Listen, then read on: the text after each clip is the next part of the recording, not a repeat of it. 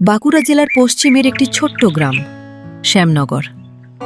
চারিদিকের গ্রাম্য স্নিগ্ধতায় ভরপুর, পাশ দিয়ে বয়ে চলা মাতলা নদীর ঠান্ডা বাতাস আর চারপাশে সবুজ সোনালি ধানক্ষেত, সব মিলিয়ে গ্রামটি নিজেকে পরিপূর্ণ করে রেখেছে। ওই গ্রামের দক্ষিণে সুজন চাষির একটা ছোট্ট চিলেকোঠার বাড়ি। সুজনের ছেলে নয়ন, বয়স বেশ অল্প, তাও অবলা পশু পাখির প্রতি তার যেন অসীম মায়া মমতা কাজ করে। সকাল হলেই বাড়ির গরু বাছুরকে নিয়ে মাঠে চলে যায়। সারা দিন পর মাঠ থেকে ওদেরকে ঘাস খাইয়ে সন্ধে হলে আবার বাড়ি ফিরে আসে। এইভাবেই দিন কাটে ছোট্ট নয়নের। একদিন প্রতিদিনের মতো সকালে নয়ন মাঠে যাওয়ার জন্য বেরোচ্ছিল। মা, আমি মাঠে গেলাম, তুমি রান্না করে খাবারটা গুছিয়ে রাখো, আমি দুপুরে এসে খাবো কিন্তু। আচ্ছা ঠিক আছে, তাড়াতাড়ি আসিস, আমি রান্না করছি। আবার খাওয়া দাওয়া ভুলে মাঠেই পড়ে থাকিস না যেন। না না মা, আজ আর সন্ধে হবে না, ঠিক দুপুর হলেই চলে আসবো, আমি গেলাম মা। তারপর নয়ন তার বাড়ির গরুগুলোকে নিয়ে মাঠের দিকে যায়। বাড়ি থেকে মাঠ পর্যন্ত যেতে প্রায় মিনিট 10 সময় লাগে। নয়ন সেদিন মাঠে গিয়ে প্রতিদিনের মতো গরুগুলোকে ঘাস খাওয়াচ্ছিল। এমন সময় সে লক্ষ্য করল গ্রামের শ্যামল কাকা আর বাবুল কাকার রাস্তায় দুজনের দেখা হলে দুজন কথাবার্তা বলছিল। কি গো বাবুল, সকাল সকাল কোথায় চললে? দেখে তো মনে হচ্ছে বেশ ব্যস্ত আছো। আরে আর বলো না, আজ সত্যি একটু ব্যস্ত আছি। সকাল সকাল মাঠের কাজ সেরে একবার জমিদার মশাইয়ের বাড়ি যাব। আশ্বিন মাস তো পড়তে যায়, জমিদার বাড়ির অন্নপূর্ণা পুজোর দিন এগিয়ে আসছে। ও হ্যাঁ, তাই তো, একদম ভুলে গেছি। প্রতি বছর এই 4টে দিনের জন্য গোটা শ্যামনগর গ্রাম অপেক্ষা করে। তা আর কদিন আছে গো? আর বেশি দিন নেই, ভাদ্র মাসের তো আর 4 দিন বাকি, হাতে ওই কদিন সময়। তাই জমিদার মশাই সবাইকে কাল সকালে ওনার বাড়িতে যেতে বলেছেন। কাল তাহলে তাড়াতাড়ি চলে এসো কিন্তু। এখন আমি চাই, বুঝলে? নয়ন অনেকক্ষণ ওদের কথাবার্তা শুনছিল, কিন্তু তখন কিছু না বলে নিজের কাজে ব্যস্ত হয়ে পড়ে। তারপর গরুগুলোকে নিয়ে বাড়ি ফিরে খাওয়া দাওয়া করে মাকে জিজ্ঞেস করে, মা, জমিদার বাড়ির অন্নপূর্ণা পুজোর সময় এসে গেছে? আজ মাঠে শ্যামল কাকারা বলাবলি করছিল। হ্যাঁ রে, আমাকেও অপুর মা বলে গেল, কাল নাকি তোর বাবাকেও জমিদার মশাই ডেকেছেন, পুজোর আয়োজনের দায়িত্ব দেবে। তাই কি মজা হবে বলো মা, আগের বছরের মতো এবছরও খুব আনন্দ হবে ওই 4 দিন। ও মা, আমি কিন্তু নতুন জামা কিনবো পুজোয় পরে যাওয়ার জন্য। আচ্ছা ঠিক আছে, কিনে দেব। এখন একটু ঘুমিয়ে নে, না হলে রাতে পড়তে পারবি না। ওই পর্যন্ত কথাবার্তা হওয়ার পর গ্রামের বেশ কয়েকজন লোক পরদিন সকালে জমিদার বাড়িতে আসলো। দেখো, তোমরা তো জানোই প্রতি বছর জমিদার বাড়িতে অন্নপূর্ণা পুজো হয়, এবছরও হবে। তাই হাতে আর বেশি সময় নেই।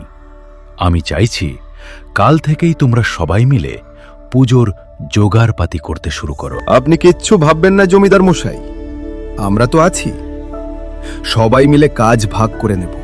ঠিক আছে, এবার কিন্তু আরও বাড়তি একটা কাজ আছে।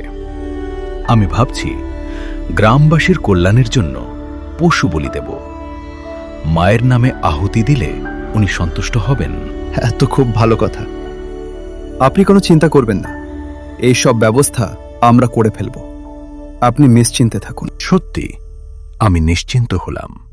তাহলে কাল থেকেই তোমরা অল্প অল্প করে কাজ এগিয়ে রাখো, আমি সব ব্যবস্থা করে দিচ্ছি। জমিদারের কথা মতো পরদিন সকাল থেকেই সবাই কাজে লেগে পড়ল। কেউ কেউ পুজোর সবজি বাজারটা করল, আবার কেউ কেউ গেল মুদিখানার দোকানের জিনিসপত্র কিনতে। এইভাবেই সবাই মিলে পুজোর আয়োজন সব গুছিয়ে ফেলল। এরপর পুজোর প্রথম দিন সকাল থেকেই গ্রামের সবাই জমিদার বাড়িতে আসতে লাগল। ফুল, আলো আর নানান রকম প্রসাধনীর সমারোহে জমিদার বাড়ির পুজো মণ্ডপ যেন সেজে উঠেছে। পুরোহর কাজে ব্যস্ত সেই সময় জমিদার মশাই সেখানে এলেন। জমিদারকে আসতে দেখে পুরোহিত উঠে এগিয়ে এলেন। সব আয়োজন ঠিকঠাক হয়েছে তো পুরোহিত মশাই? সব দিকটা একটু দেখে নেবেন, দেখবেন পুজোয় যেন কোনো ত্রুটি না থাকে। আমি সবটাই নিজের হাতে করছি জমিদার মশাই। আপনি কিচ্ছু ভাববেন না। আশা করছি সবটাই ঠিকঠাক হবে। আপনার উপর আমার পুরো ভরসা আছে। গ্রামবাসীরা পুজোর প্রসাদ যেন ঠিকঠাক পায়, সেটাও কিন্তু আপনার দায়িত্ব।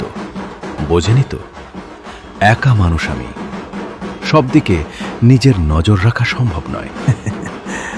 আচ্ছা ঠিক আছে, ওরা এখনই মায়ের প্রতিমা নিয়ে চলে আসবে। অনেক কাজ আছে তখন, অনেকক্ষণ গেছে ওরা, চলে আসার মতো হয়েই গেল। আমি তাহলে পুজোর দিকে যাই। তারপর বেশ কিছুক্ষণের মধ্যে গ্রামের সবাই প্রতিমা নিয়ে চলে এলো। মায়ের প্রতিমাকে পুজো মণ্ডপে এনে বসানো হলো। তারপর ষষ্ঠীর সকালে মায়ের বোধন হয়ে অন্নপূর্ণা পুজোর নিয়মকানুন শুরু হয়। পুজো শুরু হতেই গ্রামের সবাই পুজো মণ্ডপে এসে হাজির হলো পুজো দেখার জন্য। এই 4 দিনে গ্রামের সৌন্দর্য ছিল দেখার মতো। নানা রকম রং বেরঙের আলো আর আতশবাজিতে গোটা গ্রামটা যেন উজ্জ্বল হয়ে আছে। ছোট ছোট ক্ষুদে বাচ্চাদের আনন্দে দিনগুলো যেন আরও মধুময় হয়ে উঠেছে। দেখতে দেখতে অষ্টমীর সকাল চলে এলো। অত্যন্ত ধুমধাম করে অষ্টমীর সকালের পুজো সম্পন্ন হলো। সকালের পুজো শেষ হওয়ার পর পুরোহিত জমিদার মশাইকে বললেন, জমিদার মশাই, কাল তো নবমী। কাল সকালেই নবমীর পুজোর পর কিন্তু পশু বলির আয়োজন করতে হবে। তা সবকিছু গোছানো আছে তো? হ্যাঁ, আমি তো আগে থেকেই বায়না দিয়ে এসেছি। কাল কসাইয়ের কাছ থেকে ছাগলগুলো নিয়ে আসব। আমি বলি কি, আপনি আজ বিকেলেই নিয়ে আসুন। কাল সকালে আর কোনো তাড়াহুড়ো থাকবে না তাহলে। আর মনে রাখবেন, ঠিক গুনে গুনে 56টি ছাগল বলি দিতে হবে। একটাও যদি কম হয় তাহলে কিন্তু পুজো অসম্পূর্ণ থেকে যাবে। হ্যাঁ, আমি তাহলে সবটাই গুছিয়ে রাখছি আজই। আপনি সন্ধ্যা পুজোর আয়োজন করুন। তারপর পুরোহিতের সাথে কথা বলে জমিদার মশাই গ্রামের সবার সাথে আলোচনা করে। কিছুক্ষণের মধ্যেই পশু বলির জন্য সমস্ত ছাগল আনিয়ে নিল। যথারীতি গ্রামের মোড়ন মশাই বলির পশুদের নিয়ে পুজো মণ্ডপের দিকে গেলেন। কিন্তু এই ব্যাপারটা দূর থেকে নয়ন লক্ষ্য করছিল। অবলা পশুগুলোর বলি হবে দেখে সে আর চুপ না থেকে মণ্ডপের দিকে এলো। এই নিরীহ পশুগুলোর কি দোষ? ওদেরকে বলি দিয়ে পুজো করার কি প্রয়োজন? না না, আমি এটা হতে দেব না। আমার জীবন বাজি রেখে হলেও আমি চেষ্টা করব। মনে অনেকটা সাহস নিয়ে রাতে নয়ন বেরিয়ে পড়ল। বেশ সাবধানে সকলের নজর এড়িয়ে জমিদার বাড়ির পশু খামারে ঢুকল। তারপর সেখান থেকে একটা সাদা ছাগলের বাচ্চা তুলে নিয়ে সেখান থেকে চলে গেল। কেউ কিছুই টের পেল না। পরদিন নবমীর সকালে পুরোহিত যখন বলির পশুগুলোকে গুনে গুনে রাখছিলেন, সেই সময় দেখলেন 56টি ছাগলের মধ্যে একটা ছাগল কম আছে। ব্যাপারটা দেখেই তো পুরোহিত চিন্তায় পড়ে গেলেন। সেই মুহূর্তে তিনি জমিদার মশাইকে ডেকে পাঠালেন। অত্যন্ত উদ্বিগ্ন মুখে জমিদার মশাই ছুটে এলেন। সর্বনাশ হয়ে গেছে জমিদার মশাই, বলির জন্য একটা ছাগল কম পড়ছে। এখন কি হবে? এদিকে পুজোর সময় হয়ে যাচ্ছে। সময় মতো বলি না দিল তো পুজো অসম্পূর্ণ থাকবে। এটা কি করে হলো? কালই তো সব কটা ছাগল গুনে গুনে খামারে রাখা হলো, কম হলো কি করে? আর কি কোনো পথ নেই পুরোহিত মশাই? একটা পথ আছে। যেহেতু একটা ছাগল কম আছে, তাই ছাগলের পরিবর্তে যদি বছর 10 কোনো যুবককে বলি দেওয়া যায়, তাহলেও শেষ রক্ষা হতে পারে। এখন কে তার সন্তানকে বলি দিতে চাইবে?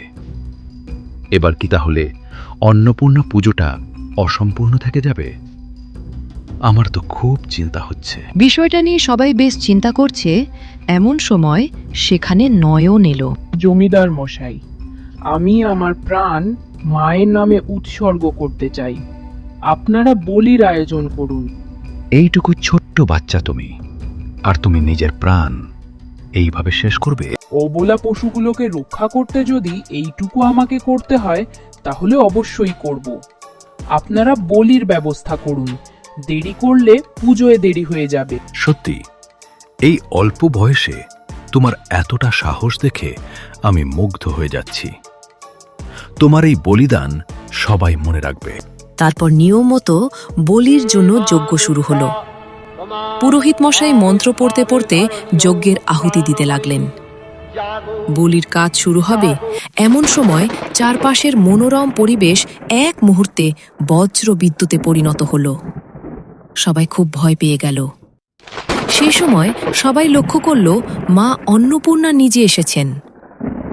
জমিদার রতনলাল মাটিতে হাত জোড় করে লুটিয়ে পড়লেন। মা, তুমি এসেছ? কি ভুল করেছি বলো মা? তুমি এত ক্ষুব্ধ কেন? তোমার পুজোয় কোনো কিছু কি কম পড়েছে? ভুল। আমার সন্তানকে বলি দিয়ে আমাকে সন্তুষ্ট করতে চাইছিস তুই? এই ভুলের কোনো ক্ষমা হতে পারে না। তোকে এর শাস্তি পেতেই হবে। এটাই তো তোমার পুজোর নিয়ম মা। পুরোহিত মশাই যা যা বলেছেন আমি ঠিক তেমনটাই করেছি। এখানে আমার দোষ কোথায়? কোনো অবলা প্রাণীকে বলি দিয়ে আমাকে সন্তুষ্ট করা যায় না। তোরা প্রাপ্ত বয়স্ক হওয়া সত্ত্বেও যেটা বুঝিসনি, ওইটুকু ছেলে হয়েও সেটা বুঝেছে। আর সেই প্রাণীদের জীবনের পরিবর্তে নিজের জীবনকে উৎসর্গ করতেও রাজি হয়েছে। এর থেকে ভালো উদাহরণ আর কি হতে পারে? তাহলে এই জন্য তুমি ক্ষুব্ধ? তবে ঠিক আছে, আজ থেকে তোমার পুজোতে বলির আচার আমি বন্ধ করলাম। পুজো হবে নিয়ম মেনে, কিন্তু কোনো পশু বলি ছাড়াই। আমি বুঝতে পেরেছি কারোর জীবন নিয়ে কখনোই ভগবানকে সন্তুষ্ট করা যায় না। বলির আচার অনুষ্ঠান বন্ধ হওয়ার পর আবারও নিয়ম মেনে অত্যন্ত জাঁকজমকপূর্ণভাবে অন্নপূর্ণা পুজো সম্পন্ন হয়। দশমীর দিন গ্রামের সবাই প্রতিমা ভাসানের পর একসাথে জমিদার বাড়িতে আনন্দ মজা করে।